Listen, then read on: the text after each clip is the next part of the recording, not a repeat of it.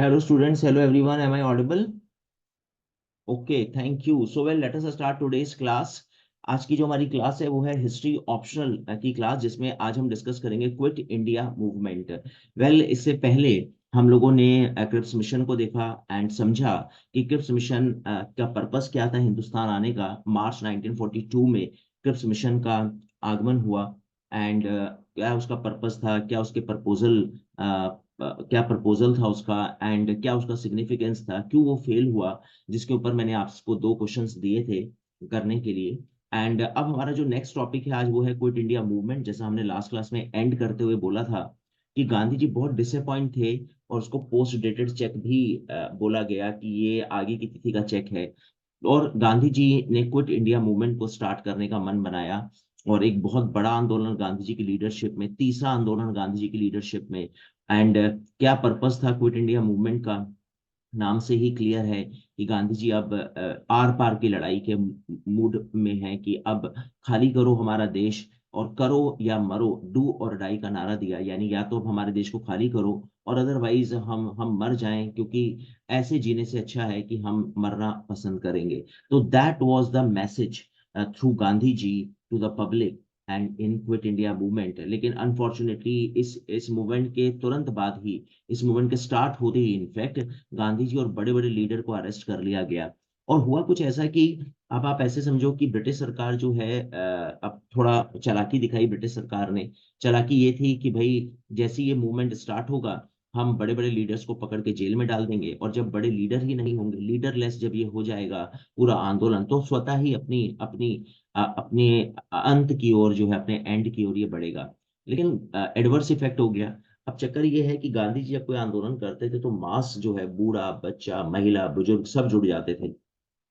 और बहुत सारे बच्चे जो है स्कूल जाना बंद कर देते थे, हड़ताल हो जाती थी, स्ट्राइक हो जाती थी कि हम जो है स्कूल नहीं जाएंगे, कॉलेज नहीं जाएंगे, गांधी जी ने आंदोलन करा है, बिल्कुल ठीक बात नहीं है, स्कूल जाना नहीं बनता, गांधी जी के आंदोलन में पार्टिसिपेट करेंगे। अब यंग जनरेशन है, इनको तो मस्ती चाहिए, इनको तो मतलब हो हल्ला करना है आंदोलन में। लेकिन गांधी जी कहते थे चुपचाप शांति से बैठ जाओ, धरना प्रदर्शन करेंगे, सत्याग्रह करेंगे, नॉन वायलेंस करेंगे। अब आप इमेजिन करो कि एक 10th क्लास का बच्चा, 12th क्लास का बच्चा, 20+ ईयर ओल्ड, उनको अगर आप बोलो शांति से बैठ जाओ, चुपचाप धरना प्रदर्शन, तो वो उनके उनके उनके ब्लड केमिस्ट्री में नहीं है ऐसा। लेकिन जैसी अब गड़बड़ क्या हुई, ब्रिटिश सरकार ने थोड़ा ज्यादा दिमाग लगाया, वॉइसरॉय ने, लिल निथांगो ने, उन्होंने बड़ी बड़ी लीडरशिप को जेल में डाल दिया। जैसी बड़ी बड़ी लीडरशिप जेल में गई, जनता बेलगाम हो गई। अब जनता को किसी का डर नहीं था और जनता ने वायलेंस शुरू कर दिया। और जैसे ही वायलेंस शुरू हुआ, तोड़ फोड़ शुरू हुई, पत्थरबाजी शुरू हुई, पुलिस स्टेशन में आग लगानी शुरू कर दी, तो ब्रिटिश सरकार के लिए और मतलब हैंडल करना टफ हो गया, क्योंकि उधर आप जर्मनी, इटली और जापान से लड़ रहे हो, इधर ब्रिटेन ने इंडिया में बड़े बड़े लीडर को अरेस्ट करके और आग में घी का काम कर दिया, एडेड फ्यूल टू फायर हो गया, एडवर्स इफेक्ट हो गया, और जनता को यहाँ हैंडल करना मुश्किल हो रहा है। तो ब्रिटिश सरकार अपनी जाल में ट्रैप हो गई। ऊपर से ऑर्डर आए, अनिल निथांगो की डांट, वो बड़ा मतलब he was scolded by the British parliament की आपने आपको किसने ये सजेशन दिया था कि गांधी जी को आप पकड़ के जेल में डालो। बल्कि इस समय अच्छा था कि गांधी बाहर बैठा रहता और वो चुपचाप जनता को लेकर धरना प्रदर्शन करता रहता, तब तक हम जर्मनी और इटली को हैंडल कर लेते। अब इस समय जो इटली है वो अफ्रीका की कॉलोनीज पर अटैक कर रहा है, ब्रिटेन की, इजिप्ट है, इथोपिया है, सोमालिया है। ब्रिटिश आर्मी वहां पर हैंडल कर रही है इटली को। तो फ्रांस को लॉकडाउन कर रखा है जर्मनी और इटली ने। 40 में वर्ल्ड वॉर जब 39 में स्टार्ट हुआ, तो 40 जून में फ्रांस लॉकडाउन, फ्रांस को कैप्चर कर रही है जर्मनी और इटली ने। तो उसका एक साथी उसके साथ नहीं खड़ा हुआ, उधर जर्मनी, इटली और जापान को हैंडल करना है। तो ये बड़ी समस्या हो गई ब्रिटेन के सामने।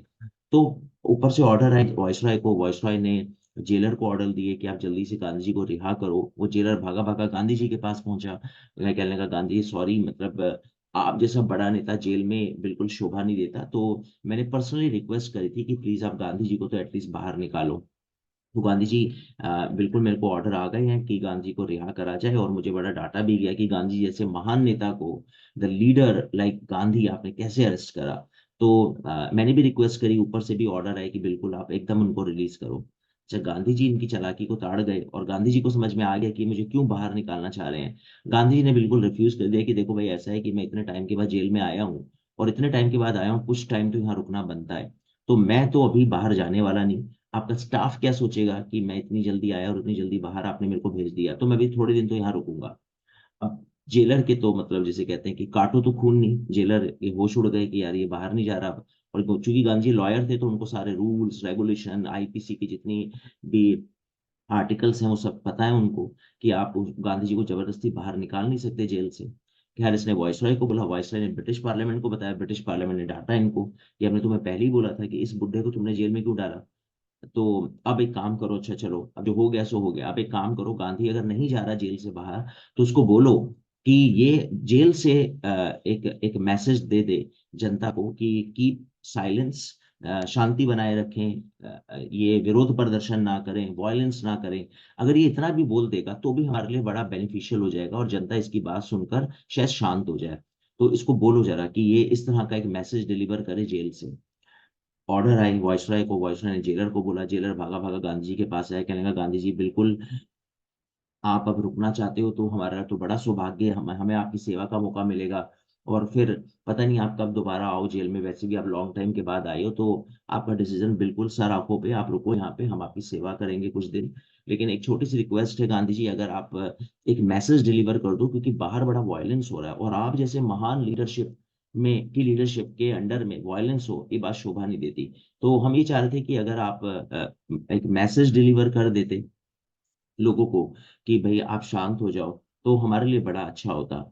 तो गांधी जी अब समझ गए इस बात को कि अच्छा ये बात ही इसीलिए मेरे को बाहर निकालना चाह रहे थे।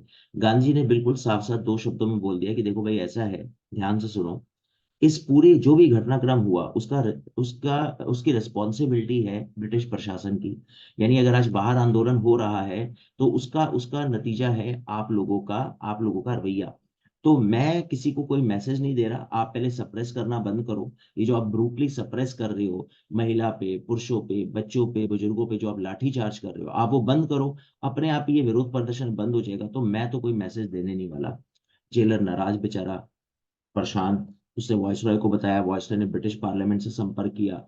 ब्रिटिश पार्लियामेंट ने कहा अच्छा एक चीज और भी हुई, गांधी ने कहा कि एक बात तो ये कि आप रोको, अपने लेवल पे रोको आप। दूसरी बात, मैं भूख हड़ताल पे बैठा हूं, जब तक आप सप्रेस करना बंद नहीं करोगे मेरी भूख हड़ताल है। जेलर के और होश उड़ गए, ये भागा भागा वॉइसरॉय के पास गया, वॉइसरॉय ने ब्रिटिश पार्लियामेंट को बोला, ब्रिटिश पार्लियामेंट ने कहा यार बताओ हद हो गई, इस बुढ़े ने नाक में दम कर रखा है, जब भी कोई बात हो ये भूख हड़ताल पे बैठ जाता है।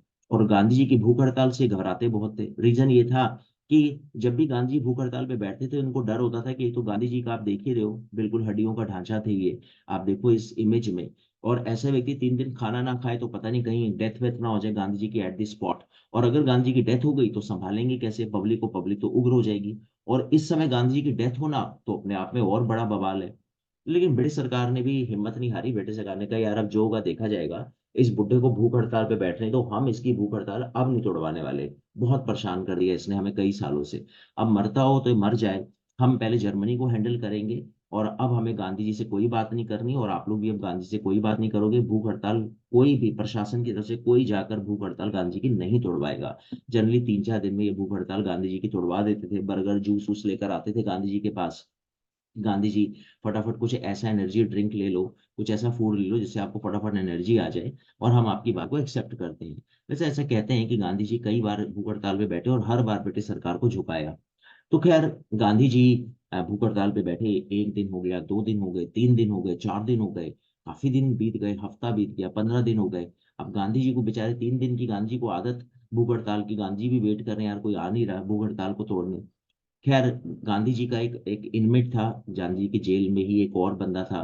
तो आपने सुना होगा जैसे पिक्चरों में, आपने बॉलीवुड में भी देखा कि जेल में आपके रिलेटिव आपसे मिलने आ सकते हैं तो एक टाइमिंग होता है, फिर एक रूम में आपको लेके जाया जाता है, उसमें एक जाली लगी होती है नेट, जिसमें जाली के उस साइड जो है आपका रिलेटिव और इस साइड आप खड़े होते हो, आप बात कर सकते हो अपने परिवार से।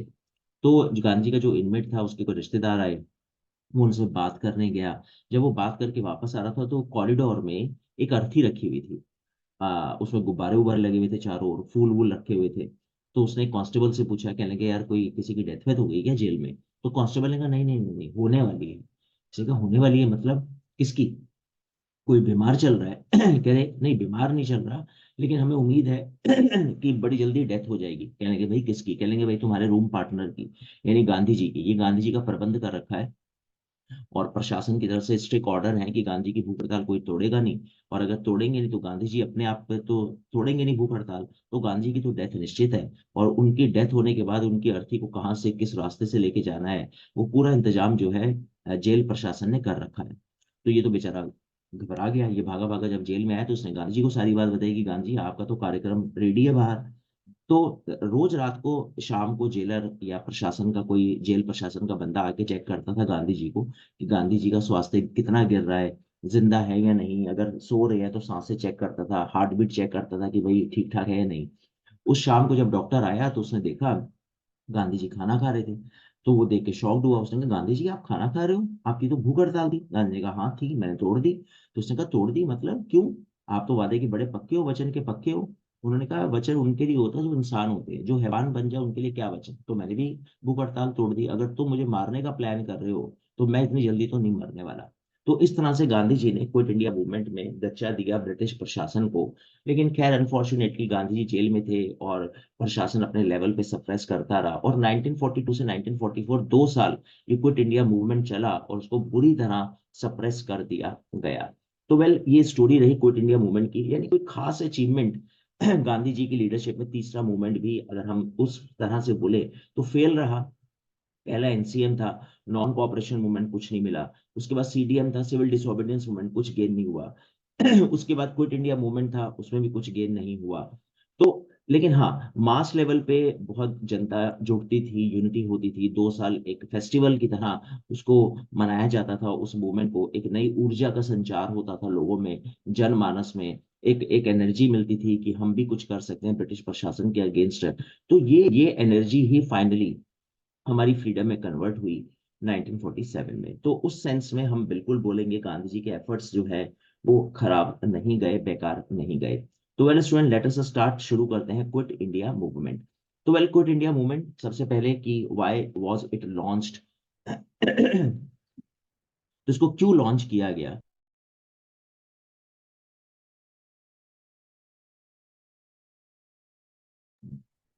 यस, तो सबसे पहले हम समझ लेते हैं कि इस आंदोलन को लॉन्च क्यों किया गया, कॉजेस क्या थे। सेकेंड वर्ल्ड वॉर जब स्टार्ट हुई 1939 में, और जो जापान है वो एक्सेस पावर की तरफ से लड़ रहा था, एंड उसको अपोज कर रहा था Britain in the war. And Japan के अटैक जो है वो इवन ब्रिटेन की कॉलोनी पर होने शुरू हो गए, बर्मा में और इंडिया तक उसके फाइटर प्लेन्स जो है घुसने का की कोशिश कर रहे थे, और बहुत सारी बम्बार्डिंग वो लोग कर रहे थे उसके फाइटर प्लेन्स, जिसमें कई सारे निर्दोष कॉलोनी के लोग मारे जा रहे थे। जिसका विरोध गांधी जी भी कर रहे थे कि भाई हमारी तो कोई लड़ाई जापान से है नहीं, जापान इसलिए हमारे ऊपर अटैक कर रहा है क्योंकि हम आपकी कॉलोनी है, आप अगर यहाँ से हमें छोड़ के चले जाओ तो जापान हमारे ऊपर अटैक क्यों करेगा। तो जो ब्रिटिश है had abandoned there territories in south east Asia, और दूसरी बात ब्रिटेन जो है वो साउथ ईस्ट एशिया को उन जगहों पे छोड़ छोड़ के भाग रहा है जहां पे जापान के अटैक हो रहे हैं। अब ब्रिटेन ब्रिटिश ऑफिसर भाग रहा है, और जो सोल्जर्स हैं वो इंडियन सोल्जर्स हैं या साउथ ईस्ट एशिया के उस कॉलोनी के सोल्जर्स हैं, तो वो मर रहे हैं। और ब्रिटिश ऑफिसर उस एरिया को छोड़ के भाग जाता है जैसे ही अटैक हैवी अटैक होता है एलाइड एक्सिस कंट्री का। तो ये बात भी मतलब बड़ा एक तरह से फेथ कम कर रही थी कि यार जब मुसीबत आ रही है तो भी आप हमारे कॉलोनी के लोगों की रक्षा नहीं कर रहे, आपका जो ऑफिसर है वो तो भाग जाता है छोड़कर जनता को जनता के हाल पे छोड़कर। तो this act did not garner much faith among the Indian population who had doubt about the British ability to defend India against Axis aggression. तो ये एक बहुत बड़ा ड्रॉबैक रहा। उसके बाद Gandhi also believe that if the British left India Japan would not have enough reason to invade India. बात बिल्कुल सही है, भाई अगर आप हमें छोड़ दोगे तो फिर जापान के पास कोई रीजन नहीं रह जाता ना हमारे ऊपर इन्वेड करने का। एंड फिर उसके बाद apart from hearing news about British setbacks in the war time difficulties such as high prices of essential commodities fostered resentment against the British government. The failure of the Cripps mission to guarantee any kind of a constitutional remedy to India's problems also led to the INC calling for a mass civil disobedience movement. अब point यहाँ पर यह है कि British government को तो setback लग रहा है, ब्रिटिश गवर्नमेंट हारने की स्टेज पे पहुंच रही है, ब्रिटिश आर्मी हार रही है जापान से, और ये जो वॉर टाइम की डिफिकल्टीज है उसने प्राइसेस बढ़ा दिए कमोडिटीज के, इन्फ्लेशन आ गई। तो एक रिसेंटमेंट है ब्रिटिश गवर्नमेंट अगेंस्ट कि आपकी वजह से हम इन्फ्लेशन झेल रहे हैं, आपकी वजह से हम जापान का अटैक झेल रहे हैं। फेलियर हो गया क्रिप्स मिशन, उसने कुछ हमें ऐसा कुछ बताया नहीं, कॉन्स्टिट्यूशनल रेमेडीज दे के चला गया, लेकिन सिविल अगर एक तरह से देखा जाए तो फ्रीडम की कोई बात नहीं कर रहा। तो आईएनसी जो है वो इस मूड में थी कि अब हमें कोई बड़ा आंदोलन छेड़ना चाहिए, अब वो टाइम आ चुका है मूवमेंट का। तो वेल क्विट इंडिया मूवमेंट की बात रखी गई और फाइनली अगस्त मूवमेंट के नाम से इसको जाना गया, अगस्त क्रांति भी इसको बोलते हैं क्योंकि अगस्त में शुरुआत हुई। एंड अगस्त मैदान भी था मुंबई का, टैंक मैदान, जिससे इसको शुरुआत दी गई। महात्मा गांधी ने 9 अगस्त 1942 को जनता को एड्रेस किया, भारत छोड़ो का नारा दिया, डू और डाई का स्लोगन दिया। और कांग्रेस की वही ideology, it was suppose to be a peaceful non violent movement, जो गांधी जी का फंडा था, non violent satyagraha, aimed at urging the British to grant India independence. और सिर्फ एक ही बात की, अब हमें आजादी चाहिए, इससे कम पे कोई बात नहीं बनेगी। कांग्रेस वर्किंग कमेटी ने 8 अगस्त को इसका रेजोल्यूशन पास किया बॉम्बे में, एंड गांधी जी को इस आंदोलन का लीडर डिक्लेयर कर दिया गया।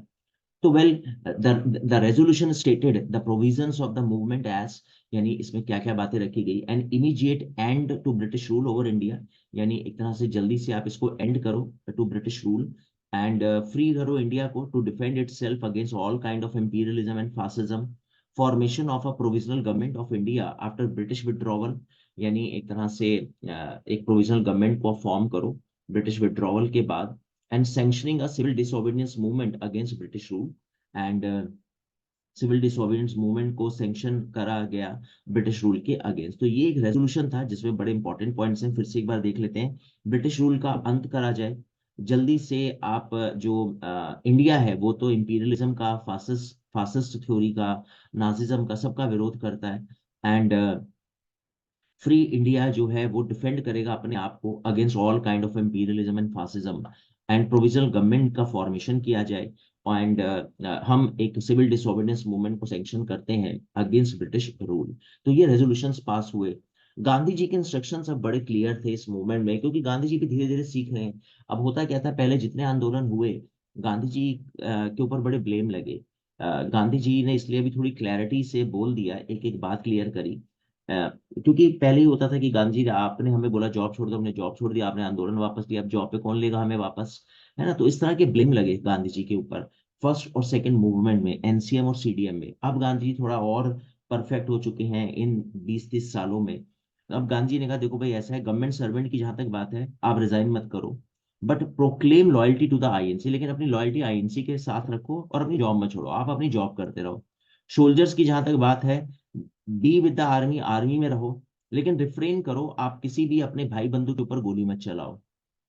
पीजेंट्स की जहां तक बात है, तो भाई पीजेंट्स आप लोग कान खोल के सुनो, पे the agreed upon rent if the landlord जमींदार आर एंटी गवर्नमेंट, अगर आपका जमींदार गवर्नमेंट के अगेंस्ट है तो आप उसको रेंट दो, उसको आप पे करो, उसका जो भी रेवेन्यू और टैक्स बनता है। लेकिन अगर वो गवर्नमेंट का सपोर्टर है तो उसको पे करना बंद कर दो, सरकार, आप कांग्रेस आपके साथ है, आईएनसी आपके साथ है। स्टूडेंट्स के बारे में बोला गया कि भैया अपनी स्टडी मत छोड़ो, अगर आप कॉन्फिडेंट हो तभी आप छोड़ो, कि बिना स्टडी छोड़कर भी आप कुछ कर जाओगे अपनी लाइफ में, बाद में आप हमें ब्लेम मत करना कि भाई हमने आपकी वजह से पढ़ाई छोड़ दी, अब क्या होगा। तो क्योंकि एग्जैक्टली हमें भी नहीं पता आंदोलन किस मोड़ पर जाएगा, क्या दिशा लेगा। तो इसलिए स्टूडेंट्स को क्लियर मैसेज दे दिया गया, प्रिंसेस को बोला गया कि भाई सपोर्ट द पीपल, आप अपनी जनता को सपोर्ट करो, प्रिंसेस स्टेट्स को बोला गया, and accept the sovereignty of them, और आप उनकी सोवरेनिटी उनकी सोवरेनिटी को एक्सेप्ट किया गया। People of the princely states support the ruler only if he is anti government, यानी एंटी गवर्नमेंट जो है, अगर आपका प्रिंसली स्टेट का रूलर अगर एंटी गवर्नमेंट है तो आप उसको सपोर्ट करो, अगर वो सरकार को फेवर करता है तो आप अपने नवाब का भी विरोध करो। तो हर सेक्शन को, सोसाइटी के हर सेक्शन को clear message by the Gandhi ji, that was very very perfect message by the Gandhi. तो इसका मतलब कहीं ना कहीं बहुत अच्छी क्लैरिटी अब आ चुकी है लीडरशिप के माइंड में। अब रेस्पॉन्स क्या रहा क्विट इंडिया मूवमेंट का, तो अगर आप रेस्पॉन्स देखो तो जो ब्रिटिश गवर्नमेंट है responded to call of Gandhi by arresting all major Congress leaders the very next day. मैंने आपको जैसा बताया 9 अगस्त 10 अगस्त तक आते आते सारे की सारी लीडरशिप, पूरी लीडरशिप लाइन अरेस्ट हो गई। Gandhi ji, Nehru ji, Patel, all were arrested. This left the movement in the hands of the younger leaders like Jayaprakash Narayan, Ram Manohar Lohia. New leaders like Aruna Asaf Ali emerge out of the vacuum of leadership. कुछ नई leadership फिर सामने आई, जो second line है leadership की वो सामने दिखाई दी। 1 लाख लोग अरेस्ट हो गए इस कनेक्शन में, इस आंदोलन में। गवर्नमेंट ने वायलेंस का सहारा लिया एजिटेशन को सरप्रेस करने के लिए, जैसा भी हमने इसके इंट्रोडक्शन में डिस्कस किया। एंड मास मास फ्लॉगिंग की गई, मतलब लाठी चार्ज किया गया, बच्चों को और बुजुर्गों को भी नहीं छोड़ा गया। 10,000 लोग जो है पुलिस फायरिंग में टोटल मारे गए, जो सरकार का डाटा है। वैसे अराउंड, जैसे मैंने पढ़ा था, 50,000 से ज्यादा मौतें हुई इस आंदोलन में। And there was no communal violence, कोई कॉमनल वायलेंस नहीं हुआ, ये बड़ी अच्छी बात रही। आईएनसी को बैन कर दिया गया। Leader were jailed for almost the whole of the war. पूरी वॉर में लीडर तो जेल में ही रहे। सेकेंड लाइन ने इसको हैंडल करा, यंगस्टर्स ने हैंडल करा, यंग लीडर्स ने इसको हैंडल करा। गांधी को रिलीज किया गया 1944 में, 2 साल के बाद। The people responded to Gandhi's call in a major way. Gandhi ji एक कॉल करें और पूरा हिंदुस्तान इकट्ठा हो जाए, ये अक्सर आंदोलन में देखा जाता था। However, in the absence of leadership, there were stray incidences of violence and damage to government property. जैसा मैंने आपको बताया कि गवर्नमेंट प्रॉपर्टी को डैमेज करने के इंसिडेंट्स काफी आए, क्योंकि एब्सेंस थी लीडरशिप की, तो जनता बेलगाम हो गई। गांधी जी नहीं है तो अब कौन बोले इनको कि नॉन वायलेंस और सत्याग्रह करो। और भीड़ के अंदर इतना पेशेंस होता नहीं। आपने अगर उसको हल्की सी लाठी भी मारी या कुछ ऊंची आवाज में भी किसी कांस्टेबल ने बोला, तो उन्होंने तो उस कांस्टेबल के कपड़े फाड़ दिए और पुलिस स्टेशन पे अटैक कर दिया। So many buildings were set on fire, electricity lines were cut, communication and transport lines were broken. ये सब चीजें सेकंड क्विट इंडिया मूवमेंट में देखने को मिली during second world war. Some parties did not support the movement, कुछ party जो है वो सपोर्ट नहीं कर रही इस आंदोलन को। अब मुस्लिम लीग की अगर बात करें तो was not in favour of the British living India. भाई उनका सीधा कहना था कि क्विट इंडिया मूवमेंट का क्या मतलब है, अब पहले आप पार्टीशन करो फिर आजाद करो। यानी मुस्लिम लीग का स्टैंड बिल्कुल क्लियर है, पहले पार्टीशन फिर आजादी। कांग्रेस बोल रही है पहले आजादी दो, बाद में पार्टीशन पे डिस्कस करेंगे। जिन्ना आज more Muslim to enlist in the army to fight the war. Even तो जिन्ना ने ये तक बोल दिया मुस्लिम्स को कि आप आर्मी ज्वाइन करो और आप सपोर्ट करो ब्रिटिश ब्रिटिश आर्मी का इस वॉर में, क्योंकि अगर ब्रिटेन जीता तो वो हमारा पार्टीशन कर देगा। कम्युनिस्ट पार्टी तो पूरी तरह से कंफ्यूज है। असल में सेकेंड वर्ल्ड वॉर में आपको याद होगा जर्मनी ने रशिया के साथ पैक्ट किया था पोलैंड पे अटैक करने के लिए। पोलैंड को कॉरिडोर दिया गया था जर्मनी से काटकर, तो उसका जो वेस्टर्न पार्ट है उसकी क्लोज प्रॉक्सिमिटी, ईस्टर्न पार्ट की क्लोज प्रॉक्सिमिटी थी यूएसएसआर के साथ, और वेस्टर्न पार्ट तो खैर जर्मनी से बिल्कुल टच ही करता था। तो जर्मनी ने रशिया के साथ पैक्ट किया था सेकेंड वर्ल्ड वॉर में कि आप ईस्ट से अटैक करना पोलैंड पे, मैं वेस्ट से अटैक करूंगा, और हम जो है इस तरह से पोलैंड को घेरेंगे। तो ये एक पर्पस था। तो अब मैं आपको थोड़ा सा यहाँ पे मैप से क्लियर कर देता हूँ। असल में हुआ क्या, हुआ कुछ ऐसा कि ये पोलैंड है और ये है जर्मनी, राइट। और ये भी जर्मनी है, ये ईस्ट जर्मनी है, ये वेस्ट जर्मनी है, ये वेस्ट जर्मनी है, ये ईस्ट जर्मनी है, और ये है पूरा यूएसएसआर, राइट। ये है रशिया। तो जर्मनी ने ये प्लान किया कि सर एक काम करते हैं, ये जो पोलैंड है ना, इस पोलैंड का जो वेस्टर्न पोलैंड है और जो ईस्टर्न पोलैंड है, मैं इधर से अटैक करता हूँ, आप इधर से मेरे एरिया से होते हुए आप इधर से अटैक करो। ये बात है 1 सितंबर 1939 की। तो शुरू में तो जर्मनी और रशिया का अच्छा पैचअप है, लेकिन अब क्या हुआ, जर्मनी ने ये पूरा सेक्शन जीत लिया, रशिया ने बिल्कुल ये पूरा सेक्शन जीत लिया, और रशिया फिर इसके ऊपर बढ़ गया, ये लातविया एस्टोनिया फिनलैंड को जीतने के लिए। ये फर्स्ट वर्ल्ड वॉर में इसके पार्ट थे। फर्स्ट वर्ल्ड वॉर के बाद ट्रीटी ऑफ वर्सलीज में ये पोर्शन रशिया से काट दिया गया था, क्योंकि रशिया ने फर्स्ट वर्ल्ड वॉर में विड्रॉ कर दिया था अपनी रशियन रेवोल्यूशन की वजह से, इसलिए लाइट कंट्री नाराज थे और उन्होंने रशिया की ज्यादा कोई फेवर नहीं करा। ट्रीटी ऑफ वर्सलीज में रशिया को भी कोई बेनिफिट नहीं हुआ था। ये सब हमने डिस्कस करा है वर्ल्ड हिस्ट्री में, अगर आप वहाँ लेक्चर सुनेंगे first world war second world war, आप उस लेक्चर को सुनना, आपको थोड़ा और क्लियर हो जाएगा ये जो हम डिस्कस कर रहे हैं। अब जर्मनी ने क्या करा, ये सब जीतने के बाद जर्मनी भी ऊपर बढ़ गया बाल्टिक कंट्रीज में, इधर इधर डेनमार्क है, स्वीडन है, नीदरलैंड है, इन सबको जीता। फिर उसके बाद जर्मनी ने बेल्जियम के थ्रू फ्रांस को लॉकडाउन कर दिया, ब्रिटेन के ऊपर अटैक कर दिया, लेकिन ब्रिटिश आर्मी, एयरफोर्स आर्मी जो है ने जर्मन एयरफोर्स आर्मी को हरा दिया। अब जर्मनी को रियलाइज हुआ कि यार ब्रिटेन को तो नहीं हराया जा सकता, तो चलो वापस चलते हैं और रशिया को कैप्चर कर दे। तो इसने उस एग्रीमेंट का वायलेशन करा और जर्मनी ने ये ईस्ट रशिया जीत लिया रशिया के एब्सेंस में, ये जो ईस्ट पोलैंड था। और इवन ईस्ट प्रुशिया से होते हुए, अपने ईस्ट जर्मनी से होते हुए रशिया में घुस आया इसकी आर्मी। तो यहाँ पे लेनिनग्राड है, यहाँ पे मॉस्को है, यहाँ पे स्टालिनग्राड है। यानी ये अगर मैं रशिया का मैप बनाऊं तो ये लेनिनग्राड है, ये मॉस्को इसकी कैपिटल है, ये स्टालिनग्राड है। तो जर्मन आर्मी यहाँ तक आ गई उसको कैप्चर करते हुए। रशिया को बड़ा बुरा लगा। रशिया ने कहा यार ये तो वायलेशन है, मैंने तो आपके ऊपर फेथ करा, आपने पीठ में छुरा घोंप दिया, आपकी आर्मी मेरे अंदर क्यों आ गई। रशिया भी बड़ा क्लेवर है, फिर रशिया ने स्कॉच अर्थ पॉलिसी फॉलो करी। रशिया का वास्ट एरिया है, ईस्ट रशिया, ये वेस्ट रशिया। ईस्ट रशिया पूरी तरह से, एक तरह से विंटर सीजन में पूरा हिल हिल एरिया में कन्वर्ट हो जाता है। तो उसने भी स्कॉच अर्थ पॉलिसी को फॉलो करा और इसकी आर्मी पीछे हटने लग गई और इन जगहों को खाली करने लग गई, ताकि दुश्मन की आर्मी को ना तो कोई रिसोर्सेज मिले ना कोई शेल्टर। अब जर्मनी को समझ में आ गई, हिटलर को अपनी मिस्टेक, उसे लगा कि यार मैं काफी आगे तक आ गया। और रशियन आर्मी क्या चालाकी कर रही है, वो जगह छोड़ती जा रही है और आग लगाती जा रही है, सारे रिसोर्सेज नष्ट करती जा रही है। तो मेरी आर्मी को ना खाना मिल रहा है, ना घर मिल रहा है, ना मेरे पास वो अच्छे कपड़े हैं, विंटर सीजन शुरू हो गया रशिया में। और जर्मनी, हिटलर की आर्मी यहाँ पे मरना शुरू हो गई। और रशिया जो है वो एलाइड कंट्री का पार्ट बन गया, यानी ब्रिटेन और फ्रांस के फेवर में आ गया। तो मैं ये कहानी क्यों सुना रहा हूँ, ये मैं कहानी इसलिए सुना रहा हूँ क्योंकि कम्युनिस्ट पार्टी ने गड़बड़ क्या करी। जब रशिया, अब रशिया गॉड फादर है, कम्युनिज्म का फादर है वो, कम्युनिस्ट पार्टी रशिया से के इन्फ्लुएंस से ही इंडिया में बनी। तो कम्युनिस्ट पार्टी को लगा, जब रशिया अगेंस्ट था ब्रिटेन के, तो communist party quit India movement को फेवर कर रही थी क्योंकि वो ब्रिटेन के अगेंस्ट था। लेकिन रशिया जैसी अलाइड कंट्री का पार्ट बना, रशिया जैसी ब्रिटेन के फेवर में आया, कम्युनिस्ट पार्टी ब्रिटेन के फेवर में आ गई और उसने क्विट इंडिया मूवमेंट का विरोध करना शुरू कर दिया। तो कुल मिला के कम्युनिस्ट पार्टी की सीधी सी अप्रोच है, जहां रशिया होगा वहां हम होंगे। रशिया अगर जर्मनी के साथ है, रशिया अगर ब्रिटेन के विरोध में है, तो हम ब्रिटेन के विरोध में है, यानी हम आंदोलन को सपोर्ट कर रहे हैं इंडिया के।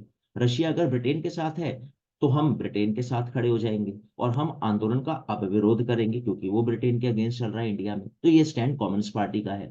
सुभाष चंद्र बोस का स्टैंड तो शुरू से बिल्कुल क्रिस्टल क्लियर है। वो चाहते हैं आंदोलन छेड़ूं, आंदोलन ऐसा जो ब्रिटेन के अगेंस्ट हो, मुझे जर्मनी से कोई मतलब नहीं, मैं हर उस दुश्मन से हाथ मिला लूंगा जो ब्रिटेन के अगेंस्ट है, क्योंकि मेरा तो सिंगल टारगेट है ब्रिटेन को घुटनों के बल पर लाना और देश को आजाद करना। Subhash Chandra Bose was by this time organising Indian National army.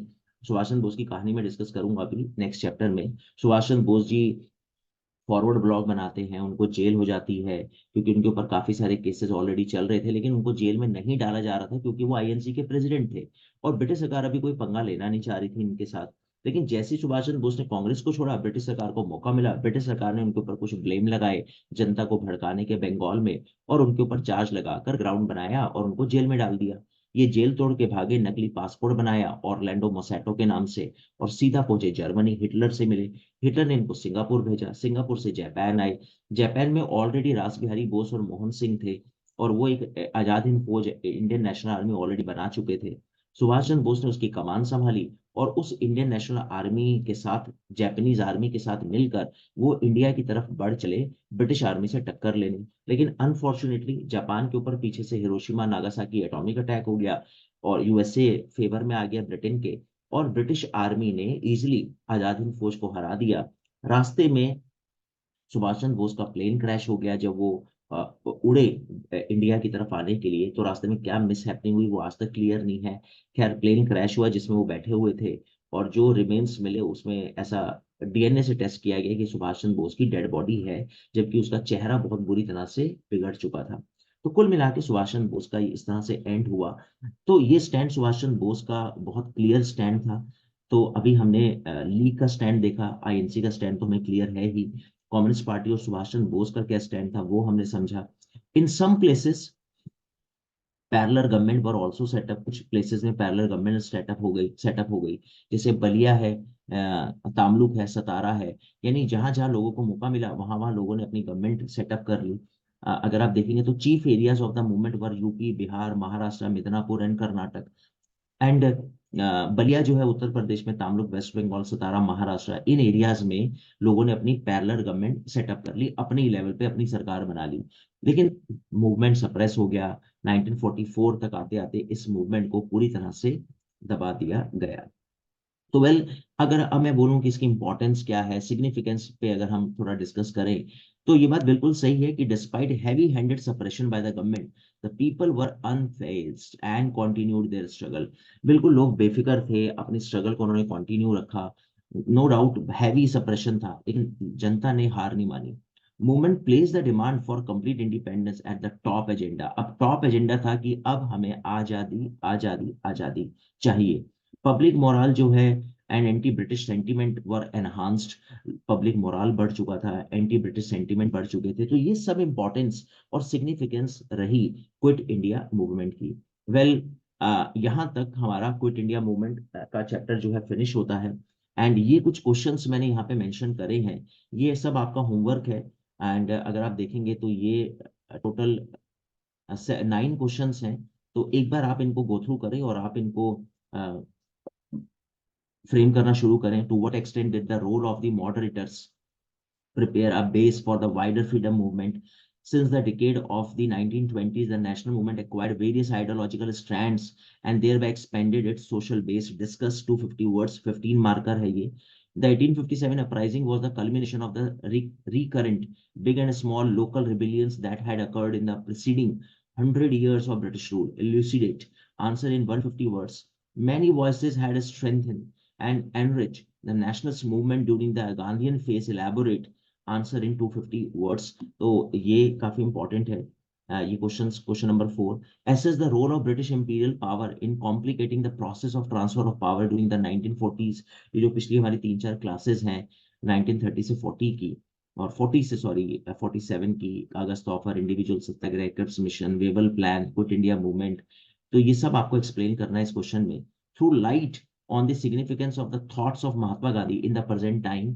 ये इंपॉर्टेंट क्वेश्चन है जो आपको 150 वर्ड में मेंशन करना है। Why did the moderate fail to carry conviction with a nation about their proclaimed ideology and political goals by the end of the 19th century? Examine how the decline of traditional artisanal industry in colonial India crippled the rural economy. 250 word.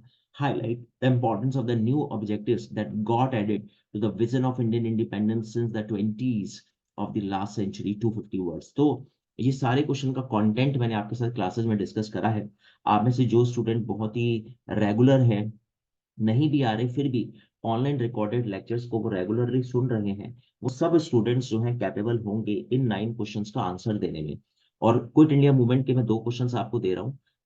The success of quit India movement critically examine, ये आपका question है। The success of quit India movement critically examine, right? The causes and failure, the causes of quit India movement and why it was failed. Elucidate. The causes of quit India movement and why it was failed. Elucidate. तो ये 2 questions हैं जो आपको 250 से 300 words में mention करना है। 20 marker होगा 300, ये ध्यान रखना आप। यानी 10 मार्कर जो है वो 150 वर्ड होता है, 15 मार्कर 250, और 20 मार्कर 300 वर्ड्स में मेंशन करना होता है। तो ये आप का होमवर्क है। ये 9 क्वेश्चन और 2 क्वेश्चन जो मैंने अभी आपको क्विट इंडिया मूवमेंट के ऊपर दिए, 11 क्वेश्चंस को आप 1 बाय 1 फ्रेम करें। एंड मिलते हैं आपसे नेक्स्ट क्लास में, डिस्कस करेंगे आगे क्या हुआ सेकेंड वर्ल्ड वॉर में। वेबल प्लान अभी हम डिस्कस करेंगे, CR फॉर्मूला, चक्रवर्ती राजगोपालाचारी फॉर्मूला डिस्कस करेंगे। सुभाष चंद्र बोस को आने वाले टॉपिक में हम देखेंगे और समझेंगे कि किस तरह से उन्होंने स्ट्रगल करी और INA को फॉर्म किया। तो well student, thank you very much, मिलते हैं आपसे नेक्स्ट क्लास में। Hope you got it whatever we discuss today's class. तो Ravi, Sudha, Payal, Sangeeta, Obama and Gurjeet and Navneet Kaur, सबको क्लियर है जो जो हमने आज डिस्कस किया? Okay okay, thank you so much. Okay student, मिलते हैं नेक्स्ट क्लास में। Okay, bye bye.